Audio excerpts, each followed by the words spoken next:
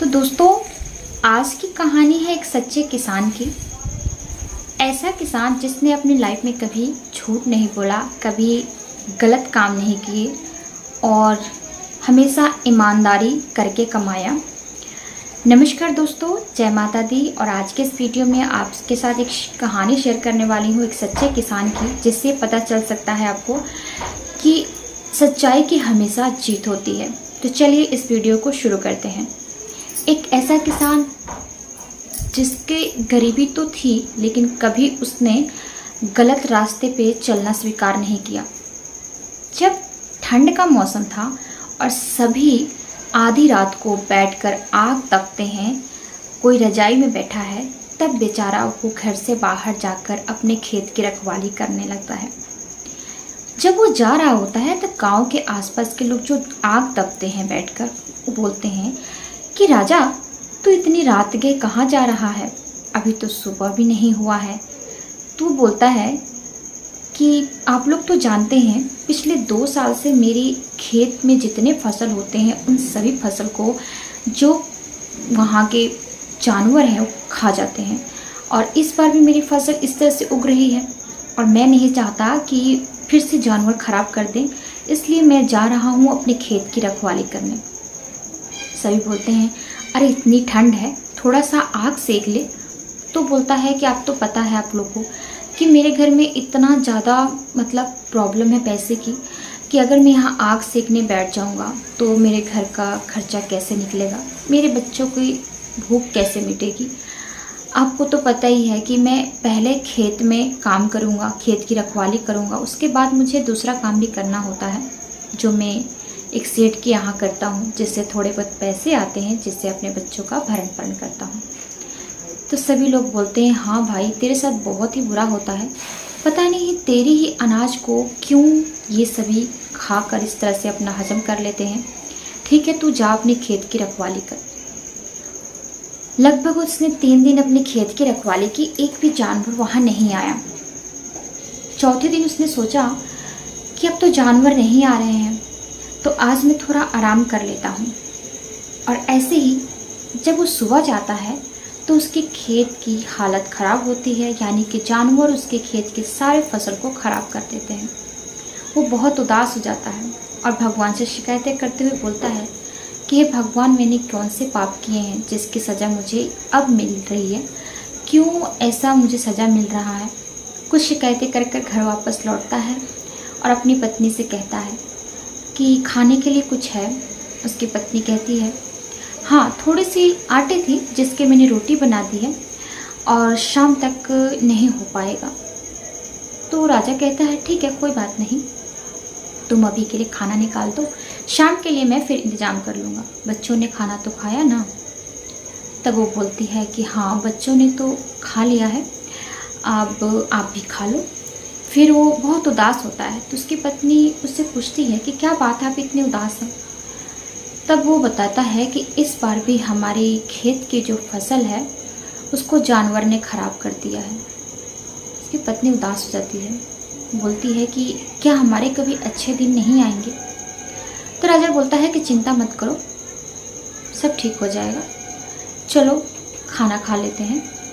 वो खाना खाकर अपने अपने काम पर लग जाते हैं और इसी तरह से उसकी फसल ख़राब हो जाती है एक बार और, जैसे 2 साल पहले ख़राब हो गई होती, फिर से उसकी फसल ख़राब हो जाती है। अब वो सोच रहा है कि करूँ तो क्या करूँ। अब मुझे अगली फसल के लिए मुझे गेहूँ की ज़रूरत पड़ेगी, इसलिए वो अपने जो वहाँ के सेठ होते हैं उनके पास जाता है। सेठ के पास जैसे ही जाता है तो सेठ उसे देखकर कहता है, अरे आजा राजा आजा, मैं तेरा ही इंतज़ार कर रहा था। अगर तू नहीं आता तो मैं अपने आदमी तेरे घर भेजता, कि तूने इतने सारे जो कर्जे लिए हैं 3 साल से, वो तो तूने मुझे चुकाए नहीं हैं, इसलिए मैं अभी आदमी भेजने ही वाला था। राजा कहता है, माफ़ कीजिएगा सेठ जी, मैं आपके यहाँ कर्जा चुकाने नहीं बल्कि थोड़ी सी और मदद लेने आया हूँ। सेठ कहता है, बिल्कुल नहीं, इस बार मैं तेरी मदद नहीं करने वाला। तू हर बार लेकर चला जाता है लेकिन देता कुछ भी नहीं है मुझे। अब इधर जो राजा है वो बहुत उदास हो जाता है, सोचने लगता है कि अगर सेठ ने मेरी मदद नहीं की तो मैं क्या करूँगा। वो गिड़गिड़ाने लगता है और बोलता है कि इस बार मेरी मदद कर दीजिए, अगली बार से मैं आपकी जितने भी पैसे होंगे मैं उसे शुद्ध ब्याज के साथ लौटा दूंगा, मेरी मदद कर दीजिए। इस बार मेरे जानवर जो थे वो उन्होंने खेत की फसल खराब कर दी है, मैं आपसे एक बार बस मदद चाहता हूँ। तो सेठ कहते हैं इस बार मैं तेरी मदद ऐसे नहीं करूँगा, तुझे मुझे कुछ देना होगा। राजा कहता है मेरे पास क्या है कि मैं आपको दूंगा। तब सेठ कहते हैं हाँ है ना तेरे पास अपनी खेत है, तू मुझे खेत दे, अगर तेरी खेत में फसल नहीं उगी तो तेरी खेत मेरे नाम हो जाएगी, यानी कि तू उसे गिरवी रख दे। राजा सोचता है कि इस बार मैं अपनी खेत पर पूरा ध्यान दूंगा और जब खेत में फसल उग जाएगी तो मैं इनके पैसे लौटा दूंगा और मेरी खेत भी बच जाएगी, तब तक मैं अपने बच्चों का देखभाल भी कर सकता हूँ। तो बोलते हैं कि ठीक है आप ले लीजिए, गिरवी रख लीजिए, लेकिन मुझे कुछ गेहूँ दे दीजिए ताकि मैं अनाज उगा सकूँ और उसकी फसल जो उगेगी जिससे मैं अपने घर की और आपके जो पैसे हैं लौटा पाऊँगा। सेठ उसकी जो खेत है गिरवी रख कर उसे कुछ अनाज दे देता है और वो खुशी खुशी घर जाता है और अपनी पत्नी से कहता है देखो सेठ ने मुझे फिर से गेहूँ दिया है और मैं इससे फसल उगाने जा रहा हूँ। उसकी पत्नी कहती है ठीक है। वो फिर से जाता है और उगाने के बाद अब उस खेत पर पहरा देने लगता है। वो कहता है कि चाहे कुछ भी हो जाए इस बार मैं जानवर को फसल खराब नहीं करने दूंगा। इतनी ठंड में जब थोड़ी सी फसल उग जाती है, उसकी काफ़ी अच्छी आ जाती है फसल, तो देख कर आता है खेत पर और खुशी खुशी अपनी पत्नी को बताता है कि देखिए हमारी फसल अच्छी उगाई है, अब 2-3 दिन बाद हम इसकी कटाई कर सकते हैं, लेकिन उससे पहले मुझे खेत की रखवाली करनी होगी कि फिर से कोई जानवर ख़राब ना कर दे और इस बार अगर हमने खेत की फसल हमारी ख़राब हो गई तो हम लुट जाएंगे। तो उसकी पत्नी कहती है ठीक है आपको जैसे अच्छा लगता है वैसे करिए। अब वो रात भर खेत पर पहरा देने लगता है। इतनी ठंड में जो खेत पर पहरा देता है तो 2 दिन तो ठीक ठाक था, लेकिन तीसरे दिन उसकी हालत ख़राब होने लगती है, यानी कि तबीयत ख़राब होने लगता है। वो वैद्य जी के पास जाता है कि एक बार दिखा लो क्या बात है। वैद्य जी कहते हैं कि तुम्हारी तबीयत ख़राब हो रही है, तुम्हें ठंड के कारण इतनी तबीयत तुम्हारी ख़राब हुई है, तुम ठंड से बचो। तो वो कहता है कि मुझे खेत पर पहरा देना है, मेरी फसल ना ख़राब हो जाए, जानवर ख़राब कर देते हैं। तो वैद्य जी कहते हैं सोचो फसल तो फिर से आ जाएगी, लेकिन इस शरीर चला गया तो फिर नहीं आएगा, आगे तुम्हारी मर्जी है, अगर तुमने अपने शरीर का ख्याल नहीं रखा तो तुम नहीं बच पाओगे, सोच लो। तो घर आता है, सोचता है कि 2 दिन तो मैंने पहरा दिया, कोई जानवर नज़र नहीं आया। फिर वो जाता है आधा घंटा के लिए, आधा 1 घंटा वहाँ बैठता है और कहता है चलो अब नहीं आने वाला कोई जानवर, मैं घर चला जाता हूँ और आराम भी कर लेता हूँ। वैद्य जी भी सही कह रहे थे, अगर मैं ठीक रहा तभी मैं फसल को देख पाऊँगा। लेकिन जैसे ही वो सुबह आता है वो अपनी माथा पटक कर रोने लगता है, क्योंकि सारी फसल को फिर से जानवर ने ख़राब कर दिया होता है। और इतना रोने लगता है कि वो करे तो क्या करे। मुंह बनाकर घर जाता है तो उसकी पत्नी समझ जाती है और पत्नी भी रोने लगती है, बोलती है अब तो हम लुट गए, अब हमारा खेत भी नहीं रहा और ये फसल भी चली गई, बच्चे बड़े हो रहे हैं, उन्हें भी पढ़ाना है, क्या करेंगे हम लोग। फिर उसकी पत्नी कहती है देखिए मेरे पास एक उपाय है, आप इस खेत को बेच दीजिए और हम दूसरे शहर चले जाएंगे, दूसरे गांव जाकर रहने लगेंगे और यहाँ पर सेठ जी को पता भी नहीं चलेगा।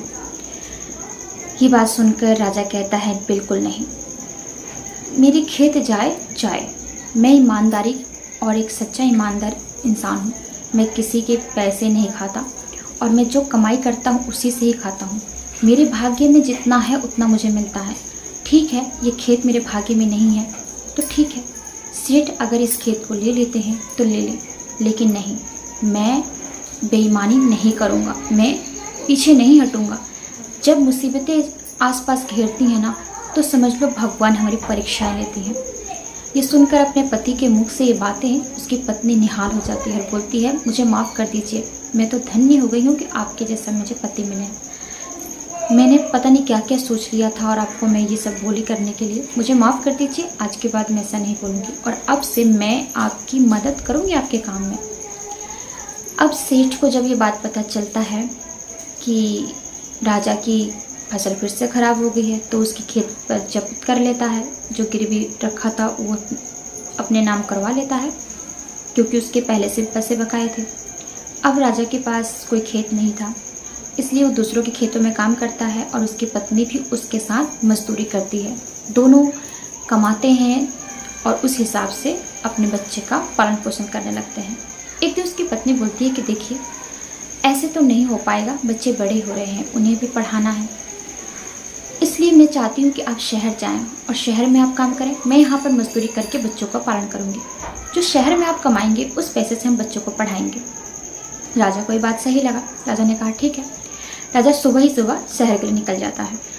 रास्ते में मतलब शहर काफ़ी दूर होता है, वो उससे पैदल जाना होता है, इसलिए वो जंगल का रास्ता जो है अपनाता है। तभी उसे सुनाई देता है किसी के चिल्लाने की, किसी के कराहने की आवाज़ सुनाई देता है। वहाँ जाता है तो देखता है एक तोता बहुत कराह रहा है, बचाओ बचाओ कर कर। उस तोते को उठाता है, उसकी मरहम पट्टी करता है। सुबह तक वो सोचता है कि इस तोता जब तक ठीक ना हो जाए मैं यहीं पे इसके पास ही लेट जाता हूँ। सुबह होते हुए तोता भी ठीक हो जाता है और इसकी भी नींद खुल जाती है। तोता कहता है आपका बहुत बहुत धन्यवाद जो आपने मेरी जान बचा ली। एक बेरहम शिकारी ने मुझ पर वार किया था और आप जैसे इंसान अगर हैं तो हम जानवर को कोई मुश्किल नहीं आती है। तो वो पूछने लगता है तोता कि आप कहाँ से हो और कहाँ जा रहे हो। तब वो राजा अपनी सारी बात तोता को बताता है कि मैं कितनी मुश्किलों में हूँ और किस लिए मैं शहर आ रहा हूँ। ये सुनकर तोता कहता है कि जब भी आपको मेरी ज़रूरत पड़े तो आप मुझे तोता दोस्त कहकर, तोता मित्र कहकर पुकार सकते हो। मैं आपकी मदद करने आ जाऊँगा। खैर अभी मैं आपको एक इंसान का मतलब जिसके पास एक नौकर की ज़रूरत है उसका मैं पता बता देता हूँ कि यहाँ से कुछ दूरी पर जाइएगा तो एक सेठ है, उनके यहाँ एक नौकर की ज़रूरत है। तुम चाहो तो वहाँ पर जाकर अपनी जॉब ले सकते हो, वो तुम्हें रख सकते हैं, उनको बहुत ज़रूरत है। सेठ की बात सुनकर वो चला जाता, तोता की बात मानकर वो वहाँ जाता है और चिल्लाने लगता है सेठ सेठ जी सेठ जी। सेठ बाहर से निकल के कहता है अपने आदमियों से कि इस भिखारी को कुछ खाने को दे दो। वो बोलता है मैं भिखारी नहीं हूँ, मैं आपके यहाँ काम करने आया हूँ। मैंने सुना है कि आपके यहाँ एक नौकर की ज़रूरत है और मैं इसीलिए यहाँ पर आया हूँ। सेठ जब उसकी हालत देखता है कि फटे हुए कपड़े, मिट्टी से लपटे हुए शरीर को देखकर कहता है तू जैसे इंसान को मैं नौकरी पे कैसे रख सकता हूँ? तू नौकर कैसे हो सकता है मेरे घर का? तू तो एकदम भिखारी लग रहा है, फटे फुटे कपड़े, मैं तुझे नहीं रख सकता, तू चला जाए यहाँ से। बोलता है कि भले मेरे फटे कपड़े हैं, भले मैं मिट्टी से लिपटा हूँ, लेकिन मैं बहुत ईमानदार हूँ और मैं अपनी ईमानदारी का ही खाता हूँ, मैं किसी को कष्ट भी नहीं देता। सेठ कहते हैं नहीं नहीं, तेरे जैसे इंसान को मैं नहीं रख सकता, तू चला जाए यहाँ से। वो बाहर निकलवा देते हैं। थोड़ी देर बाद जब सेठ बाहर जाते हैं तो वहाँ भी वो ऐसे बैठा होता है और फिर से उनसे मिन्नतें करने लगता है कि मुझे नौकरी पर रख लीजिए, मुझे बहुत ज़रूरत है, मेरे बाल बच्चों को ज़रूरत है, उनका पालन पोषण पढ़ाई की ज़रूरत है, इसलिए मैं इतने दूर से आया हूँ आपके यहाँ। सेठ नहीं मानता, बोलता नहीं नहीं, तेरे जैसे मेरे घर में मेरी बीवी है, मतलब मेरी पत्नी है, मेरी सुंदर सी एक बेटी है, तुझे देख कर तो डर ही जाएंगे, तुझे नौकर कैसे बना कर रख सकता हूँ? नहीं, मैं नहीं रख सकता। इतना सुनने के बाद बेचारा वो थोड़ी देर बैठता है उसी पेड़ के नीचे और दूसरे दिन फिर सोचता है कि जाऊँ। दूसरे दिन फिर जाता है मिन्नतें करने। इस बार सेठ को बहुत गुस्सा आता है और उसे वो अपने आदमियों से कहते हैं कि इसे मार पीट कर यहाँ से भगा दो। उसके आदमी ने उसे इतना मारा पीटा और मार पीट कर उसे एक पेड़ के नीचे फेंक दिया जिससे उस उठने की भी हालत में नहीं था। वो बहुत कराहने लगता है, चिल्लाने लगता है कि कैसा बेरहम सेठ है जो एक इंसान की कदर ही नहीं करता। मैं यहाँ पर पड़ा हूँ इस हालत में और मेरी पत्नी, मेरे बच्चे सोच रहे होंगे कि मैं यहाँ पर कमा रहा हूँ, पैसे की जुगाड़ कर रहा हूँ जिससे उनकी पढ़ाई करा सकूँगा। ये सुनने के बाद वो सोच रहा है कि अब यहाँ पर तो कोई मेरा अपना भी नहीं है जिससे मैं मदद मांगूँ। तभी उसे याद आता है कि तोता मित्र के। वो चिल्लाता है तोता मित्र मेरी मदद करो। तोता को ये आवाज़ सुनती है तो थोड़ा मतलब उड़ता हुआ आता है और आकर वहाँ बैठ जाता है। बोलता है ये क्या, तुम्हारी हालत ये किसने की? तो राजा बताता है ये उसी सेठ ने की जिसका पता तुम्हें बताया था कि उसे एक नौकर की जरूरत थी। वो मुझे नौकर के रूप में नहीं रख रहा क्योंकि मेरे फटे हुए कपड़े हैं और मिट्टी से लिपटा हूँ। तोता कहता है कैसा बेरहम सेठ है, छोड़ो उससे तो बदला मैं कर लूँगा, पहले तुम्हारी मरहम पट्टी कर देता हूँ। और मरहम पट्टी के लिए वो उसे अच्छे से जड़ी बूटी ला कर देता है खाने के लिए, जिससे उसकी थोड़ी दर्द कम हो जाते हैं। अगले दिन सेठ उसी रास्ते से अपने कागजात और कुछ मोहरे सिक्के जो होते हैं, सोने के मोहरे लेकर वो बाहर जा रहा था किसी काम से। तभी जो राजा है उसकी नज़र पड़ती है। राजा तोता को बताता है ये वही सेठ है जिसका पता तुमने दिया था। तोता को बहुत गुस्सा आता है और वो उसे चोंच मारते हुए उसकी जो एक पोटली होती है जिसमें उसने कागजात रखे हुए थे वो लेकर राजा के पास चला आता है उड़ते हुए और कहता है ये लो, इसमें देखो क्या है, लगता है इसमें सोने के सिक्के भी हैं, मोहरे हैं, जिससे तुम्हारा भरण पोषण और साथ में बच्चों की पढ़ाई सब कुछ हो जाएगा। ये देखकर जो राजा होता है घबरा जाता है, बोलता नहीं, आज तक मैंने बेईमानी करके खाया ही नहीं है, मैं ईमानदारी का खाता हूँ, ये नहीं, मेरे से नहीं होगा, तुम इसे वापस कराओ। तोता कहते हैं नहीं, इसे रख लो, उस सेठ के साथ ऐसा ही होना चाहिए। बोलता नहीं, मैं ऐसा नहीं कर सकता, और इसमें तो देखो मुझे लग रहा है कुछ ज़रूरी कागजात भी हैं। और वो उसी समय लेकर सेठ के पास चला जाता है। सेठ जो बहुत ज़्यादा उदास होता है क्योंकि उसे पता है मेरे कागजात कहाँ चले गए, उदास होता है और बैठकर अपने माथे पे हाथ रखकर रो रहा होता है। तभी ये वहाँ पहुँचता है राजा। तो राजा को देखकर वो बहुत गुस्सा हो जाता है कि तू फिर से चला है, एक तो तू आ जाता है और एक मेरी परेशानी। तभी वो राजा बोलता है कि आज मैं आपसे नौकरी मांगने नहीं आया हूँ, बल्कि आपके कुछ कागजात हैं और कुछ ये है आपकी इम्पोर्टेंट चीज़ है, ज़रूरी का चीज़ें हैं जो कि एक तोता लेकर चला आया था उड़ते हुए और वो उसने पोटली को यहाँ गिरा दिया था। तो मुझे लगा आपको बहुत ज़्यादा ज़रूरी है, इसलिए मैं वापस करने आया हूँ।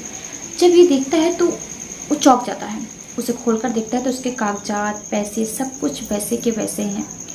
वो बोलता है, सेठ बोलता है कि तुम इतने ईमानदार कैसे हो सकते हो, इसमें तो बहुत सारे सोने के सिक्के हैं, पैसे हैं, इसे तुम लेकर भाग भी सकते थे। राजा कहता है मैं बेईमानी का नहीं खाता, मैंने आज तक किसी के साथ बेईमानी नहीं की है, मैंने आपको पहले ही बोला था, और ये आपके कुछ ज़रूरी जो सामान है रख लीजिए और मुझे जाने दीजिए। तभी सेठ को बहुत दया आ जाती है और वो अपने आप को धिक्कारने लगता है कि कैसा इंसान है, एक इंसान की कदर नहीं किया, एक ऐसे इंसान की जो इतना सच्चा, ईमानदार और उसे नौकरी की ज़रूरत है। उसने उसे वापस बुलाया और माफ़ी मांगी, मुझे माफ़ कर दो, आज तुम नहीं होते तो शायद ये जो मेरे हाथ से चला जाता सब कुछ, मुझे अपनी गलती का पछतावा है। मैं तुम्हें आज से ही अपनी सारी खेतों का जिम्मेदारी देता हूँ, उसमें आप तुम काम करो, साथ में तुम्हें एक घर रहने के लिए देता हूँ जिसमें तुम अपने बच्चों को रखकर यहाँ पढ़ाओ लिखाओ, अपनी पूरी फैमिली रखो। और इसी तरह से राजा को वो सारी खेतों का जिम्मेदार सौंप देता है और राजा खुशी खुशी अपने काम को स्वीकार कर लेता है। तो यहाँ पर उस सच्चे ईमानदार इंसान की जीत हुई। उसने हर वो गलत काम करने से मना किया जिसमें बेईमानी था। वो नहीं करना चाहता था कोई भी बेईमानी वाला काम, हर काम को सच्चाई के रास्ते पे करना चाहता था। इसलिए उसने आगे बढ़ते हुए हर गलत काम को पीछे किया। जहाँ पर उसकी पत्नी ने उसे गलत सिखाया उसने वहाँ उसको रोका, जहाँ उसका मित्र तोता ने उसे गलत सिखाया वहाँ उसने उसको रोका। तो इस बात से मतलब स्पष्ट होता है कि हमेशा सच्चाई की जीत होती है। सच्चाई एक ना एक दिन उसी की जीत होती है। हम कितना भी कोशिश करते हैं कि झूठ को हम आगे ले जाएं, लेकिन नहीं, सच्चा और ईमानदार ही हमेशा आगे जाता है। तो उम्मीद करती हूँ कि आज की वीडियो आप सबको बेहद पसंद आई होगी। तो ऐसी अगली वीडियो के लिए चैनल को सब्सक्राइब करके बेल आइकन दबा दीजिएगा। मिलते हैं आपसे नेक्स्ट वीडियो में। राधे राधे।